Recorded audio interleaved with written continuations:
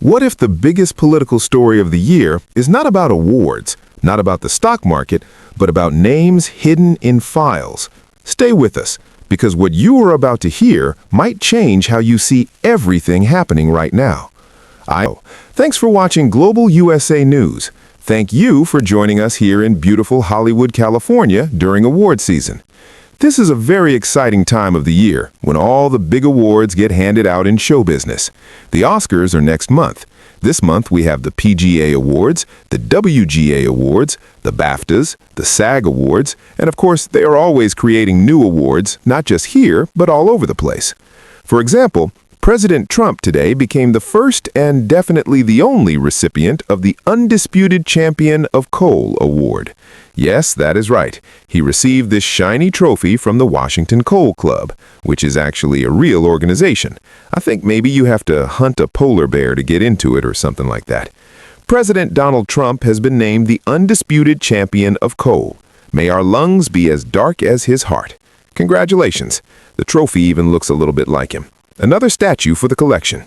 If you were keeping track, this brings his real major award total to 0. He showed up to accept it. He was excited. All he wants are awards. He wants awards, and he wants everything named after him. The Kennedy Center, Dulles Airport, Penn Station.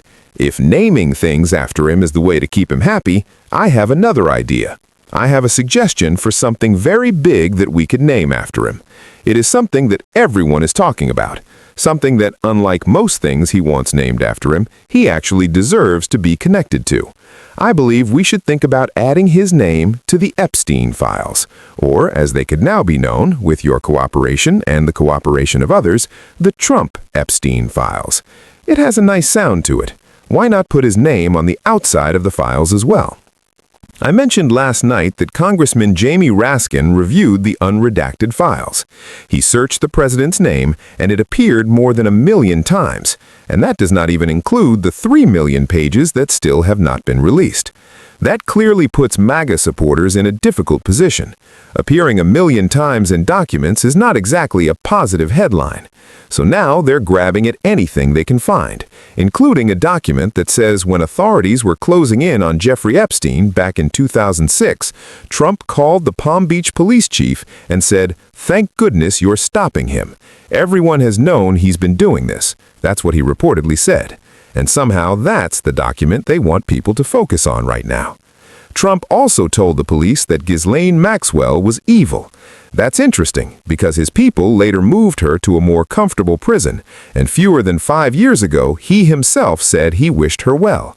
It's just something to remember if he suddenly decides to pardon her one day. Today, it was Attorney General Pam Bondi's turn in the hot seat. She's a strong personality, the kind of neighbor who, if you lived next door, you might just move instead of arguing. Pam Bondi famously said last year that she had Epstein's client list sitting on her desk. Somehow that list disappeared. Now many names are redacted. This hearing was scheduled weeks ago, but the pressure was especially high because there were reports that Trump was unhappy with her for not punishing his enemies enough. So, with the Trump-Epstein files front and center, Pam Bondi had to defend hard. She said it was interesting that critics keep going after President Trump, calling him the greatest president in American history. She said they claimed it could not be done in 4 years, yet he has done it in 1 year. She talked about the Dow being over 50,000. She mentioned the S&P near 7,000 and the NASDAQ breaking records. Americans' retirement accounts are booming, she said. That's what we should be talking about, not the files. But that did not stop Democrats from pressing her. North Carolina Congresswoman Deborah Ross asked direct questions. Instead of focusing on other topics, she tried to bring the conversation back to Maxwell and the handling of the case. Bondi responded strongly and sometimes emotionally. At one point, it felt less like a hearing and more like a shouting match. Voices were raised. Interruptions happened. Members reclaimed their time again and again. It became tense and uncomfortable to watch. For almost 5 hours, the back and forth continued. There were sharp exchanges. At one point, Bondi reminded everyone that she is the Attorney General of the United States. A member replied with surprise. The hearing felt chaotic. Even some Republicans challenged her. Congressman Thomas Massey, who helped push for the release of the files, questioned the redactions. He pointed out that certain names were added back only after concerns were raised. Bondi accused critics of having Trump derangement syndrome. That phrase was used more than once. Meanwhile, the larger question remained. If the documents are unredacted, why are there still redactions? Why are names hidden if those people are not victims? That's the question many are asking. It feels like a simple question, but the answers are complicated. Sometimes when black redactions are removed, white redactions appear underneath. Sometimes entire sections remain hidden. It leaves people wondering what is really being protected. Without lawmakers like Massey pushing for transparency, we might not have seen any of these documents at all. Some Republicans are starting to show cracks in their support. Even Nancy Mace said she has lost faith in the Justice Department. Lauren Boebert publicly said she does not support any clemency for Maxwell and believes she should face harsher conditions. Marjorie Taylor Greene said she does not believe this administration will deliver justice in the Epstein case. She claimed the president told her that his friends would be hurt if everything came out. Those are strong words. Still, others stand firmly behind the president. Greg Kelly of Newsmax called the entire situation a hoax. He called it clearly and repeatedly. According to him, this is all a political trick. But critics argue that if it's a hoax, it's a very long and detailed one, stretching back many years. At one point, an email was discussed, where the number 9 appeared next to the word year, leading to confusion. Supporters argued it was a simple typing error, and that the correct age was 19. That detail became part of the debate as well. While the United States struggles with this controversy, Europe is reacting differently. Several officials overseas have resigned after their names appeared in connection with Epstein. An ambassador from Norway stepped down. A national security advisor from Slovakia resigned. A former culture minister in France left office. A former British ambassador to the United States resigned. Even advisors connected to the British Prime Minister faced consequences. Prince Andrew has faced ongoing public criticism as well. In the United Kingdom, even organizations like Dinacon, a convention about prehistoric life, announced that certain individuals linked to correspondence with Epstein's organization would no longer be welcome. That shows how seriously some groups are taking these connections. At the same time, the UK introduced stricter age verification rules for adult websites.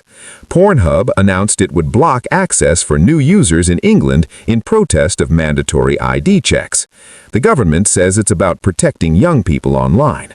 Back here at home, the debate continues. Supporters say the focus should be on economic growth, stock market records, and retirement accounts. Critics say transparency and accountability are more important. The hearing showed how divided the country remains. It raised more questions than answers. If there's nothing to hide, why are parts still hidden? If everything has been released, why do redactions remain? These are the questions people keep asking. This story is not going away, it's growing. It touches politics, justice, and trust in institutions. Whether you believe it's a cover-up or a hoax, one thing is clear. The pressure is increasing. Lawmakers on both sides are feeling it. The public is watching closely. And as more documents are discussed, the demand for full transparency becomes louder. We will continue to follow every development. We will look at the facts, the hearings, and the reactions from around the world. Because this is not just about one award, one hearing, or one speech. It's about the bigger picture. Stay with Global USA News as we keep asking the questions that matter and bring you the latest updates on this unfolding story. The political tension around this issue is not slowing down. In fact, it is getting stronger each day. More lawmakers are speaking carefully. Some are defending the administration, others are demanding complete transparency. The American public is left trying to understand what is real, what is political strategy, and what is still being hidden behind legal language and heavy redaction marks. The debate has moved beyond one hearing room. It is now part of everyday conversation across the country. During the hearing, several members kept returning to one simple point. If these files are fully unredacted, why do we still see covered names? Why are there sections that remain blocked out? The explanation given was about protecting victims and ongoing legal concerns. But critics argue that some of the redacted names are not victims. That raises more suspicion. When people see black lines across documents, trust becomes harder to maintain. Transparency should remove doubt, not create more of it. Supporters of the president continue to highlight the economy. They repeat that the Dow has crossed major milestones. They mention retirement accounts, job numbers, and market growth. They say this is proof of strong leadership. They argue that political opponents are using the Epstein issue to distract from economic success. According to them, the focus should be on prosperity, not controversy. They believe the timing of the renewed attention is strategic and politically motivated. On the other hand, critics say accountability is never a distraction. They argue that no one should be above investigation. They say that economic numbers and legal transparency are two different matters. A strong economy does not cancel out the need for full disclosure. They believe the American people deserve to know exactly who appears in these documents and why. For them, the number of mentions is alarming. Even if many mentions are casual or indirect, the volume alone creates concern. Inside political circles, there is visible discomfort. Some Republican lawmakers are trying to balance loyalty with caution. They do not want to appear disloyal to the president, but they also understand that voters expect honesty. When figures like Thomas Massey question the redactions, it shows that the issue is not limited to one party. Even small cracks in party unity can grow larger if pressure continues to rise. Meanwhile, media outlets are covering the story in very different ways. Some networks focus on the economic achievements mentioned during the hearing. Others focus on the heated exchanges and accusations. Social media adds fuel to the fire. Clips of arguments go viral. Short statements are taken out of longer explanations. Opinions spread faster than verified facts. In this environment, clarity becomes rare and emotion becomes powerful. The situation in Europe has added another layer to the discussion. When foreign officials resign over connections, it creates comparison. People ask why consequences seem quicker overseas. Every country has its own legal system, but public reaction often shapes political outcomes. In several European cases, public pressure led to resignations even before formal charges were announced. That shows how seriously public trust is treated in some places. Back in the United States, the legal process moves differently. Investigations can take years. Documents are reviewed carefully. Redactions are often explained as necessary steps. Still, perception matters. When the public believes information is being protected for political reasons, confidence drops. Once trust is damaged, it is difficult to rebuild. That is why this debate is so intense. It is not only about names in a file, it is about belief in institutions. Another important point is the role of past statements. When leaders change their tone over time, critics notice. Statements made years ago are brought back into discussion. Statements about wishing someone well are replayed. Old interviews resurface. Political memory is long, especially in the digital age. Every word can be stored and shared again when convenient.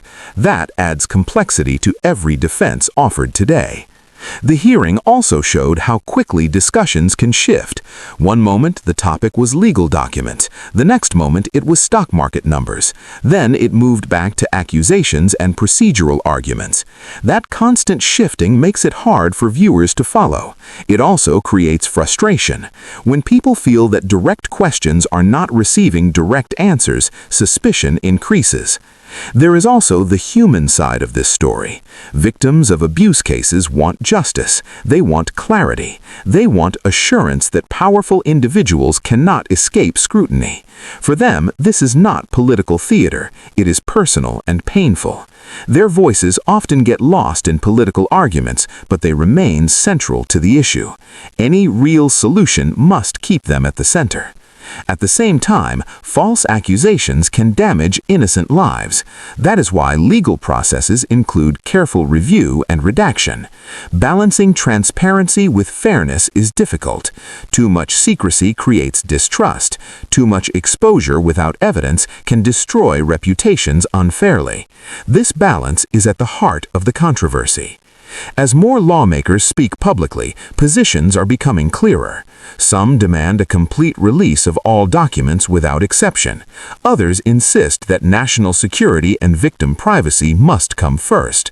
The Justice Department continues to defend its handling of the files, but the pressure for additional clarity is not fading. Political history shows that scandals often evolve in stages. First comes denial, then partial release of information, then further investigation as more details surface. Whether this situation follows that pattern remains to be seen. What is certain is that public interest is not going away. Each new statement, each new document, and each new interview adds another piece to the puzzle. For many Americans, the core question is simple. Can the system investigate itself fairly? When powerful names are involved, can full truth come out? That question is bigger than one president or one party.